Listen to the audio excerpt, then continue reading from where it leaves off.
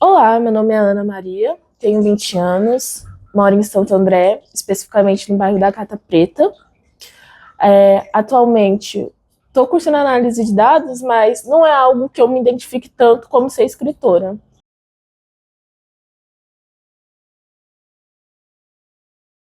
A minha história como escritora começou com 5, 6 anos. Quando eu tinha 5 anos, a minha avó, ela nunca soube ler e escrever direito. Eu venho de uma família onde tem analfabetos disfuncionais. O que seria? Analfabeto funcional, basicamente, é aquela pessoa que sabe assinar o próprio nome, mas não sabe ler, não sabe, por exemplo, mexer em ações de banco, etc. Então acaba que ela tem mais dificuldade no dia a dia. E por esse motivo eu sempre tive muito o prazer de querer ler e querer saber escrever para ensinar a minha avó, inicialmente. Quando eu aprendi a ler e escrever, eu peguei um amor muito grande, principalmente pela escrita. Porque lá eu me encontrava, eu desabafava sobre coisas que eu não conseguia falar com ninguém. Então era uma forma de expressão. Aos 6 anos também, eu tinha uma professora na escola MF, Carolina Maria de Jesus. O nome dela é Maria de Lourdes, que infelizmente não está mais entre nós, mas que eu guardo com muito carinho. Ela me incentivou muito a ler também, e também, principalmente, ela me incentivava a escrever. Então, MF Carolina de Jesus, quando eu entrei lá, eu não sabia nem que era Carolina. Eu fui aprender graças à minha professora. Quando ela me ensinou quem era, de fato, Carolina, foi algo que explodiu assim minha mente, porque inicialmente eu não tinha noção que outras mulheres pretas escreviam. Até então eu só tinha me deparado com mulheres brancas, e principalmente na televisão. Lá dentro eu me descobri muito, muito mesmo. Nisso, eu lembro que teve uma reportagem sobre o uniforme que o prefeito tinha distribuído na cidade de Santo André. O prefeito, no caso, era o doutor Aidan, na época, e chegou até as escolas municipais de fazer uma redação, um relato contando sobre a experiência que tinha com o uniforme. E nisso, com o auxílio da professora Lourdes, eu acabei descrevendo muito bem, a ponto de parar no jornal da cidade, na época. E foi um marco, assim, muito grande na minha vida, porque ali eu comecei a enxergar a minha trajetória como escritora, que realmente não era só escrever por escrever, sabe? Em algum caderno, em um bloco de notas qualquer. Inicialmente, quando eu escrevia, por eu ser criança, era algo visto como bobagem, como nada a ver. Na adolescência, foi tendo um olhar mais aprimorado, principalmente dos professores.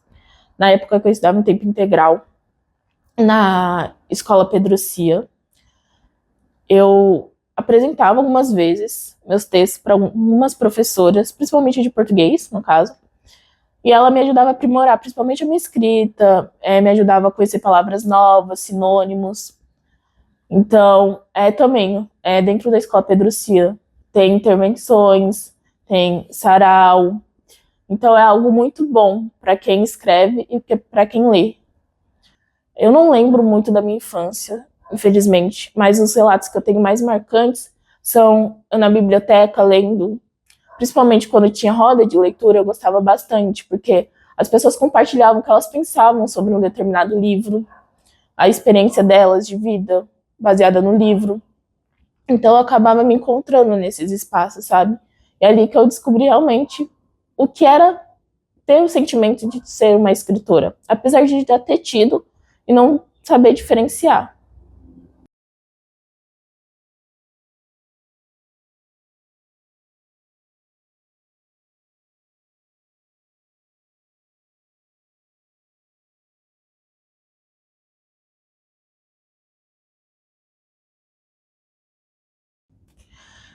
Durante a minha infância, a minha avó, ela me dava livros de poesia, documentários, principalmente de poesia, por eu ser pequena na época. Conforme eu fui crescendo, eu fui adquirindo gosto pelos documentários.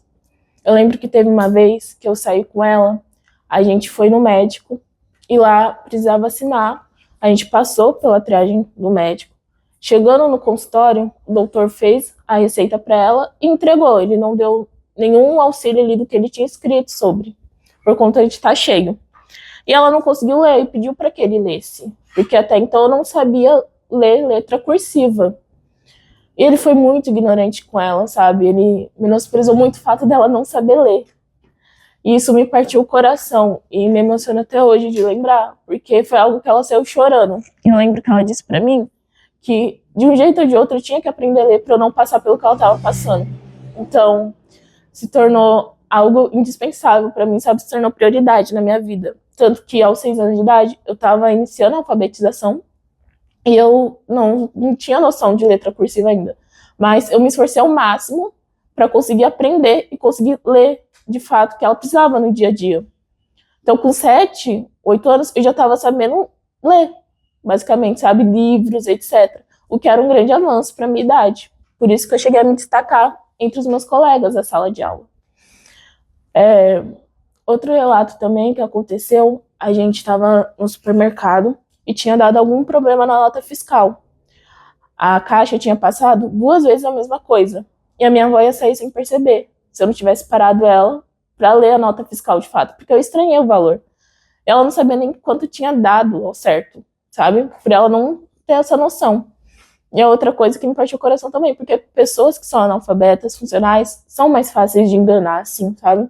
Então acaba passando principalmente despercebido na sociedade, porque hoje em dia ninguém tem a paciência de chegar a ensinar alguém a ler, porque a vida tá muito corrida, todo mundo tá sempre preocupado com o próprio umbigo. Então, eu acho que ter esse prazer, tipo assim, de poder ensinar alguém a ler é algo assim enorme. Tanto que quando eu me relacionei com a biblioteca, eu vi essa oportunidade, principalmente crianças carentes. Lá eu me encontrei na infância, sabe? Lá foi algo que eu conseguia ver meu reflexo, mesmo sendo uma criança totalmente diferente de mim.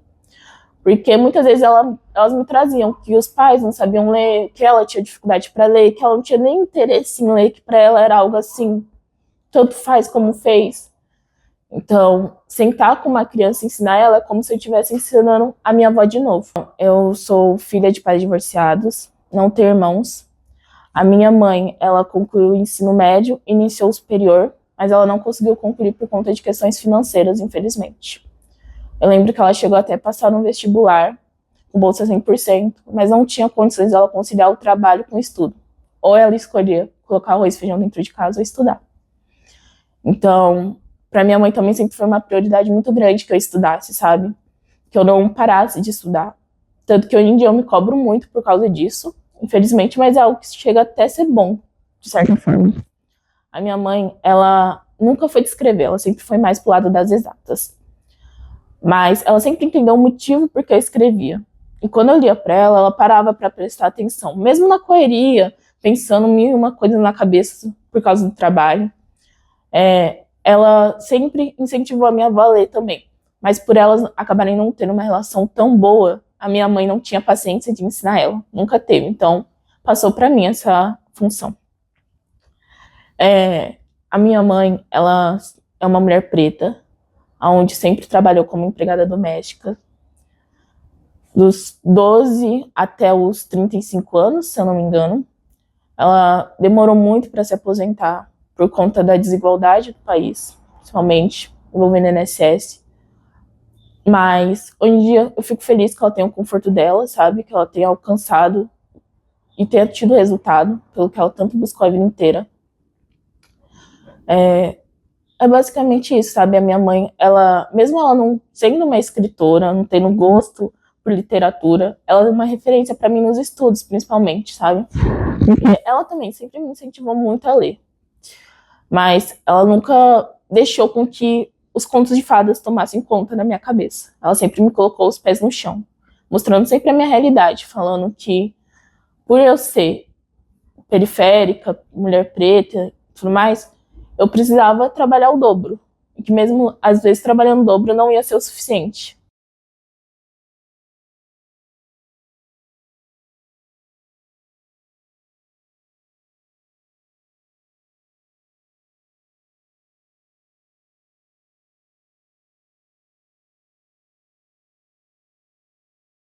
Conforme eu fui crescendo, na minha adolescência, escrever se tornou uma forma de desabafo para mim, principalmente por questões psicológicas.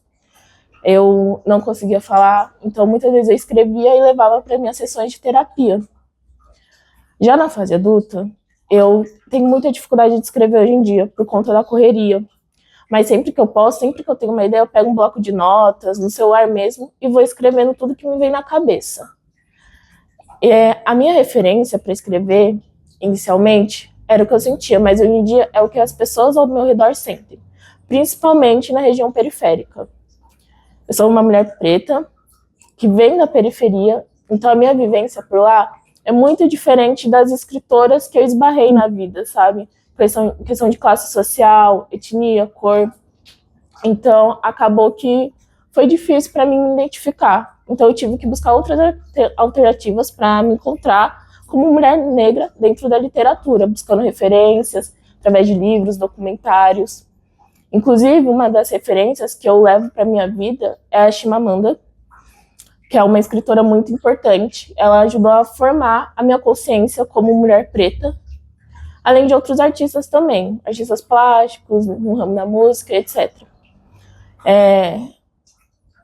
Quando eu pego para escrever, me dá um alívio muito grande. Dá uma sensação... Eu me sinto leve, eu me sinto outra pessoa, sabe? Principalmente quando eu escrevo sobre onde eu moro. Porque hoje em dia, não, por mais que tenha uma certa repercussão, tenha começado agora, na realidade, você não vê muitas escritoras falando sobre a realidade que é estar dentro da periferia. As pessoas geralmente enxergam sempre o lado ruim, mas tem lados bons. Tem duas cantoras que eu me baseei muito, que é a Tasha Tracy, que elas citaram uma vez em uma música que o sofrimento é que cria as coisas mais lindas. E, de fato, se você entrar numa favela, assim como você vai ver muita briga, etc., coisas ruins, você vai ver crianças carentes, você vai ver cultura, vai ver religiões diferentes, vai esbarrar com muita gente que é igual, mas é muito distinta ao mesmo tempo, sabe? Então, para colocar isso nos meus textos é algo muito importante, principalmente devido à minha história de vida, a minha avó ser uma mulher preta também, de periferia. Eu conheci a biblioteca por conta de um amigo meu, o Fernando. Lembro que, na época, eu estava no ensino médio, segundo ano, se eu não me engano, e ele chegou falando sobre esse projeto que envolvia pessoas periféricas e na hora me interessou por conta da minha realidade. A biblioteca, no caso, é Eucaliptus, e o projeto na época era uma roda de leitura. Ele chegou me apresentando, só que na época eu não tinha condições de comprar o livro. Então eu pensei, não vai dar para mim participar, infelizmente. Foi aí que me ofertaram o livro e falaram, não, pode ficar para você algo seu, para o seu conhecimento. E por esse fato eu achei o ambiente assim incrível, porque não é qualquer espaço que te dá a oportunidade, sabe? Que te entrega o material em mãos para você expressar a sua opinião, expressar o que você sente. Eu lembro que quando eu participei, eu estava muito tímida de falar, porque eu não conhecia ninguém. Mas por eu já ter tido experiência na escola de tempo integral, eu acabei me soltando um pouco mais. Eu lembro que a gente leu, se eu não me engano, Chimamanda, foi o primeiro livro, No Seu Pescoço. Foi aí que eu conheci ela, inclusive, que eu soube da existência dela. Lembro que foi um momento muito reflexivo para mim, porque as questões que ela aborda no livro são questões que eu não conhecia, mesmo sendo uma mulher preta, eu tinha noção, mas não conhecia tão a fundo, como ela relatou. Que é questões relacionadas a negreiros, etc., tráfico de pessoas, traição, sabe? E a forma que ela relatou foi muito profunda e intensa. Dentro da biblioteca, eu pude me desenvolver como escritora, de fato. Ali eu fui reconhecida como escritora. Não era algo solto que nem eu fazia, eu só lia para as pessoas. Lá eles me enxergaram como escritora, me deram a oportunidade, inclusive, de escrever o livro, que é Sonhos, Arte e Poesia. Eu escrevi esse livro junto com mais 3 amigos. Foi o Fernando, o Gabriel e a Camille. Esse processo de escrever foi muito gostoso, porque a gente trocava ideia sobre o que escrever, sobre o design do livro, sobre o que estava legal, o que não estava. Então, foram pessoas que eu conheci que eu levo com muito carinho no meu coração, porque mudaram a minha trajetória como escritora, me fizeram me enxergar no espelho como escritora, porque até então Eu pensava que qualquer um podia escrever, que era coisa básica, sabe?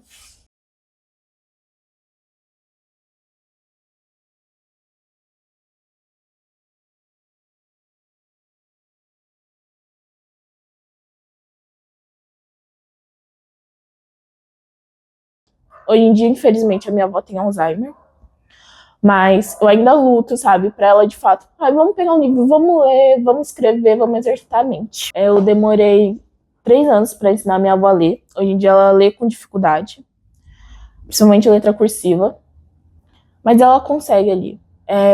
Ela também tem dificuldade em acentuação, mas nada muito exagerado, básico. Eu lembro que o primeiro texto que ela leu era um anúncio que estava passando na TV. E eu lembro que eu estava na cozinha comendo, e ela foi para a sala, e ela leu em voz alta. Do nada, ela simplesmente leu. E foi muito chocante para mim aquilo, sabe? Foi um momento muito feliz pra gente, porque ela se sentiu incluída, principalmente na sociedade, sabe? Aí eu lembro que ela falou: ah, mas eu fico com dificuldade, eu gaguejei. Eu falei: não tem problema, é com a prática que você vai pegando e vai aprimorando o que você lê, o que você gosta de ler. Eu apresentei para ela também vários textos narrativos, gêneros narrativos, não sei se é assim que se pronuncia, para ver se ela pegava gosto por ler. Ela não chegou a querer ler muito, mas ela sempre gostou muito de escrever. Ela escrevia geralmente qualquer papel que ela achava pela casa e ia guardando. E por a vida ia acontecer, não ter tanto tempo de acompanhar o desenvolvimento dela na leitura e na escrita, ela ia me mostrando, sabe? No final do dia ela mostrava que ela escrevia, como se fosse meio que uma lição de casa, assim. Eu me sentia a professora dela, eu achava muito legal. Ela mostrava, a gente lia, a gente conversava sobre o que ela tinha escrito, por que ela ter escrito aquilo, o que levou ela a escrever. E a maioria das vezes era sobre o que ela sentia. Foi aí que eu peguei mais ou menos o que minha avó estava passando, principalmente por ela estar tendo dificuldade. Então, muitas vezes eu tive que voltar do zero com ela, para ela reaprender tudo. Hoje em dia, a minha avó, ela lê, ela consegue ler, ela melhorou muitas coisas, em acentuação principalmente, ela consegue entender que tem uma vírgula ali, um ponto e vírgula, etc. Mas tem palavra que ela desconhece, sabe? E ela se estressa muito fácil, principalmente por causa do Alzheimer, mas ela sempre foi muito esquentadinha. Então tinha que ter o dobro de paciência com ela. Por exemplo, se ela não sabia determinada palavra, ela falava: não, não quero ler, eu vou largar, fica aí com o livro, vou fazer minhas coisas de casa, que nisso eu sou boa, sabe? Eu pensava: poxa, por que ela não pode ser boa também em escrever e ler? Sabe? O que tá passando na cabeça dela? Eu nunca julguei ela, tipo, nossa, largou porque ela não quis, é porque ela perdeu o interesse. Não, era porque ela se sentia menosprezada. Então, eu acredito que isso ajudou a formar meu caráter como ser humano também. Olhar pro próximo com mais carinho. Tem dias que eu tenho a minha avó, tem dias que eu tenho uma desconhecida do meu lado, infelizmente. A Alzheimer toma conta, ela já chegou a esquecer meu nome. Direto ela confunde minha idade, ela acha que eu tenho 6 anos, por ter sido uma época muito marcante para ela, por ela ter aprendido a ler e escrever, ter marcado muito ela. Ela acha que eu tenho 6 anos, outra hora ela acha que eu tenho 15, 17. Então ela fica transitando assim nas idades que eu já tive. Então, por exemplo, se chegar para ela hoje e falar que eu tenho 20 anos, não, é inegável. Na cabeça dela eu tenho 6, 15 anos. Às vezes ela fica doida da cabeça, digamos assim. Ela fica meio pirada porque ela acha que eu tô na rua, que eu vou fugir, mas eu só tô fazendo minhas obrigações como adulta, sabe? Mas quando a minha avó, ela é um amor, sabe? Ela me trata com muito carinho, ela tem um olhar muito doce para mim. Eu sei diferenciar muito rápido quando não é ela, porque o olhar dela muda, a expressão dela muda totalmente. Então, um assunto ainda delicado para mim, não vou mentir. Por mais que já tenha uns anos que ela está lidando com Alzheimer e a minha família também. Ela ainda pega alguns livros, mas ela não tem mais aquela paciência para ler, infelizmente. Ela se estressa muito rápido e acaba largando. Ela nem lembra que um dia ela chegou a ler e escrever. Tem dias que ela nem se recorda. Ela fala: eu não sei ler e escrever. Eu tenho que ir lá de novo, relembrar o que eu vivi com ela, relembrar o nosso passado, para falar: você sabe ler e escrever, você só não tá lembrando de fato. Eu tô trabalhando num livro que fala sobre o Alzheimer em determinadas faixas etárias, porque o Alzheimer ele não começa do nada. Ele é uma doença gradativa, Por exemplo, eu lembro que quando minha avó tinha uns 45 anos, atualmente ela tem mais de 70. Quando ela tinha 45 anos, ela já esquecia de algumas coisas. Ela já esquecia uma panela no fogo e eu achava isso normal, por causa da correria do dia a dia. Depois ela foi esquecendo como se lia, como se escrevia. Ela foi esquecendo o próprio nome, o nome do resto da família. Ela foi esquecendo que tinha pai, mãe, sabe? Ela, na cabeça dela, o pai e a mãe dela já estavam ainda estavam vivos, não tinham morrido ainda. Então, foi uma doença que eu fui acompanhando ela adoecer. E é isso que é a parte mais triste do Alzheimer. Você acompanha a pessoa se perder dentro dela mesma. Então, escrever sobre isso está sendo um alívio para mim, principalmente por eu entender mais a doença, procurar saber mais questões médicas, mas também questões mais sentimentais.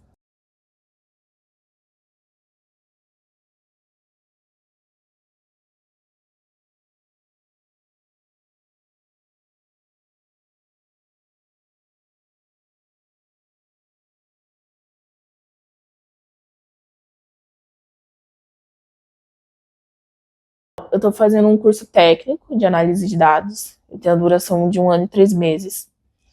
Estou quase terminando, graças a Deus. É gostoso de se fazer, é algo que eu gosto. Tecnologia sempre me chamou muita atenção, no geral. Eu também sou formada em TI, fiz 1 ano e meio de TI, 1 ano e 7 meses, na verdade. E estagiei os outros meses que faltavam para completar. Porém, não foi uma área que eu me identifiquei muito, infelizmente. Não sei se foi por conta do ambiente que eu cheguei a trabalhar, mas eu preferi mudar e migrar para análise de dados, que é uma área onde tem mais home office, onde tem mais flexibilidade no horário. Então acaba que é bom para minha rotina, principalmente por conta da minha família, da minha avó, desses cuidados. Então, ultimamente eu tenho escrito bastante sobre a minha visão periférica, principalmente sobre a minha infância e adolescência, e pré-adolescência na realidade. E é isso, basicamente. Também tem um outro projeto que eu participei, que envolve leitura, mas envolve mais as artes cênicas. Foi o TEA. O roteiro ainda não está muito bem formado, na realidade ela está lapidando, e eu estou ajudando nesse processo, inclusive. Eu fiz parte do TEA, e foi um momento assim, muito bom para mim, porque eu pude ir além da escrita, sabe? Conhecer outros gêneros textuais, conhecer outras pessoas que também gostavam de ler e escrever. Outras pessoas que escreviam coisas completamente diferentes do que eu escrevia. Então, foi algo que fez a minha imaginação rodar, sabe? Fez eu sair dessa bolha e tudo mais. Tanto que, hoje em dia, eu escrevo muito sobre trechos de músicas que eu escuto. Atualmente, eu escrevi sobre um trecho de uma música que é do BK, Titãs, onde ele relata uma vivência dele como jovem negro periférico. E ele fala muito sobre essa questão de você se sentir cobrado o tempo todo, de você ter que fazer o dobro, se duvidar o quádruplo e assim por diante. Então, eu comecei a ter mais esse olhar, sabe, para música, para contos de fadas, sabe? Qual a mensagem que o conto de fada passa, qual a mensagem que a música passa. Então, foi muito interessante para mim. Então, ser escritora na ABC para mim é algo único pessoalmente, mas que tem outras mulheres que escrevem.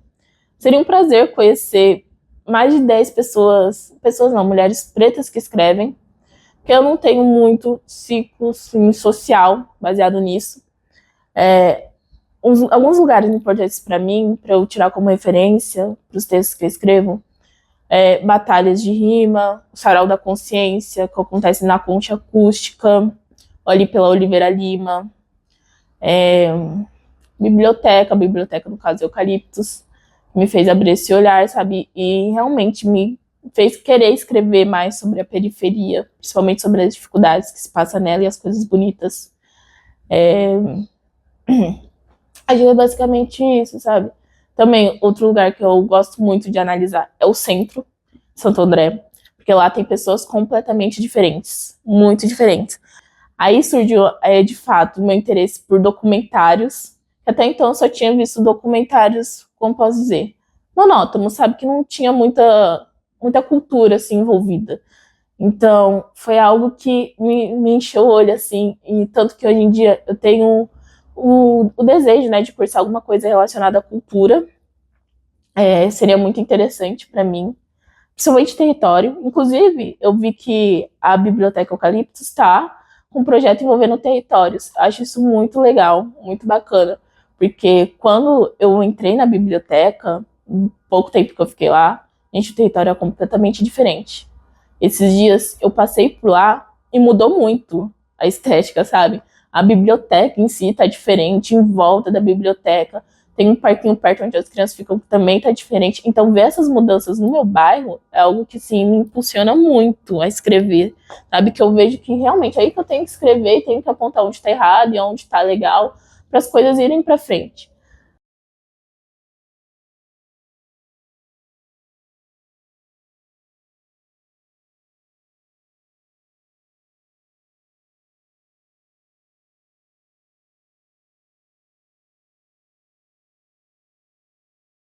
Eu pretendo investir o dinheiro que eu conseguir de análise de dados para fazer um projeto onde expande o hip hop no ABC. Porque atualmente as batalhas de rima e o hip hop em si têm crescido mais, têm voltado para o ABC no geral. Eu queria expandir isso, inicialmente em Santo André e levando para as outras regiões, e principalmente na periferia. Justamente por ter muito esse estigma ligado ao baile funk, também quero muito trabalhar sobre isso, mostrar que a minha cultura não é algo ruim, apesar de ser diferente, nunca vai ser algo ruim, sabe? Que as pessoas taxam como algo ruim. Levar outra visão do baile funk, do hip hop, que são muito marginalizados hoje em dia. Levar também jazz, que eu acho assim, uma cultura incrível, que poucas pessoas conhecem. R&B também. Então, gêneros musicais que a favela não conhece, sabe? Que se você perguntar para uma criança, a criança só vai saber cantar funk, não sabe nem de onde surgiu o funk, o que é o funk, sabe? Por que que tem baile funk hoje em dia? E o que se passa? Tanto que se você perguntar para uma pessoa, qual que é o seu relato com baile funk? Vai falar sobre drogas, sexo, polícia, violência, brutalidade, etc. Não é essa visão que eu quero que as pessoas tenham. Então, se eu puder me dar uma cabeça por vez, através da escrita, através do que eu falo, do que eu expresso, para mim já vai ser um avanço enorme, porque através daquela cabeça que eu mudar, vai se generalizar para todos. Baile funk, para mim, é um momento de lazer.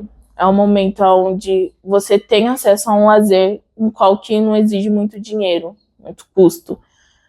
Lá você encontra várias pessoas, é um momento também de socialização, um momento de você escutar a música que você gosta, sabe? Um momento que você distrai a sua mente. Claro que vai ter coisas ruins, mas também tem muitas coisas boas no baile funk. Principalmente a moda. Eu acho a moda incrível, a moda periférica. Os famosos mandrakes, né? São como eles se vestem. A forma com que eles mudam também ao longo dos anos. Se você pegar em 2016 era uma forma de se vestir, de se expressar, hoje em dia é totalmente diferente. E as batalhas de rima surgiu quando eu tinha uns 10, 12 anos, que eu vi algumas no YouTube, não era tão famoso assim ainda, mas eu fui me aproximar mesmo com 15, 16 anos. Eu lembro que a minha primeira batalha que eu fui foi no Ana Rosa, que é pouco longe, né, daqui, mas eu fui, não tava nem aí, só queria presenciar o momento. E foi algo assim incrível, eu me senti incluída, eu vi pessoas assim como eu, que gostavam da mesma coisa, que estavam lá, estavam fazendo, sabe? Conheci artistas incríveis, MCs incríveis. Atualmente, eu fazia parte da organização da Vila Luzita. Infelizmente, eu saí, mas eu pretendo voltar ainda. A Batalha da Vila Luzita, que acontece aqui em Santo André, todos os domingos às 7 horas, inclusive, quem quiser ir, vai ser um prazer. E foi algo assim que mudou a minha visão, porque até então eu era espectadora dentro das batalhas. Eu não sabia que era estar numa organização, o que tem que se fazer para estar numa organização. E, gente, é muita coisa. Quem chega lá numa batalha, fala, nossa, é só juntar um monte de gente, colocar uma caixa de som e começar a rimar. Não é, gente, não é. Tem que ter instrumento, você tem que correr atrás de editais, por exemplo, para crescer a batalha, você tem que correr atrás de arte, tem que ter artista plástica, design. Então é mil uma coisas para se pensar. E foi assim que eu fui pegando gosto pelas batalhas, sabe? Participo mais da organização. Eu já rimei, eu rimava em um grupo de amigos, mas eu parei por conta que eles se mudaram, a gente acabou perdendo os laços, etc. Mas eu pretendo voltar a rimar sim, só preciso de tempo de fato para parar e treinar, porque rimar é treino, gente, muito fôlego, viu? É difícil. Hoje em dia eu não consigo viver sem escutar rap, é algo essencial para mim, é algo que tá na minha veia, sabe? Principalmente, eu lembro que escutar rap tá muito atrelado a um primo meu que infelizmente não está entre nós, o Aloysio, e que ele escutava direto. Sabotagem, Emicida, Mano Brown, Racionais, sabe? Direto eu tava escutando essas músicas. Eu não sabia o que estava se passando nas músicas, mas ele meio que traduzia ali pra mim, falando, olha, ele tá falando sobre isso, isso e isso. E também me ajudou a construir minha visão periférica, como mulher preta.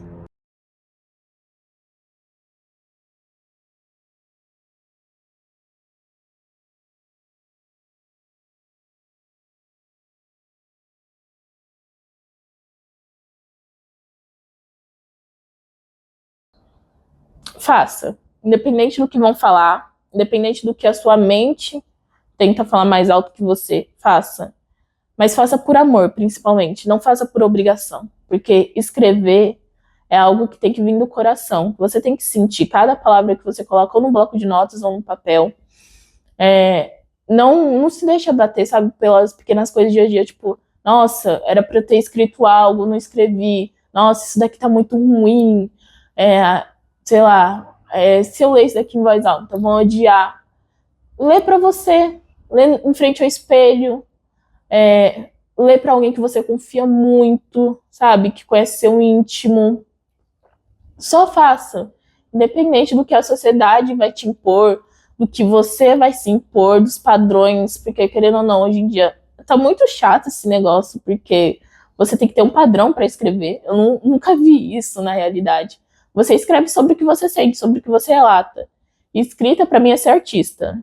Independente que falem, não é ser artista, artista tem que desenhar, tem que dançar, tem que fotografar. E escrever é uma arte que poucos conseguem de fato, porque escrever tem que ter o coração, que é o que hoje em dia tá faltando nas pessoas.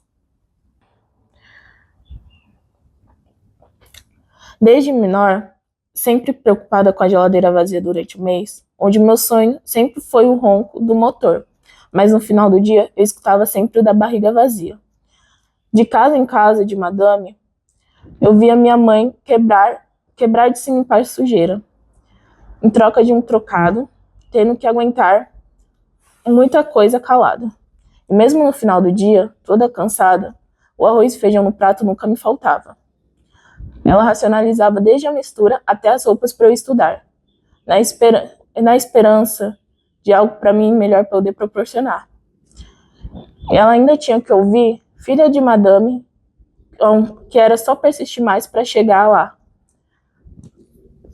Vários degraus ela teve que subir, assim como eu tô tendo, para ver ela sorrir. De dia e de noite chorava com os joelhos no chão, se perguntando para Deus o porquê daquela vida, implorando para que a fome não viesse bater no nosso prato, no nosso portão. Eu nunca fui a mais inteligente, mas sabia que para mim a caminhada ia ser diferente.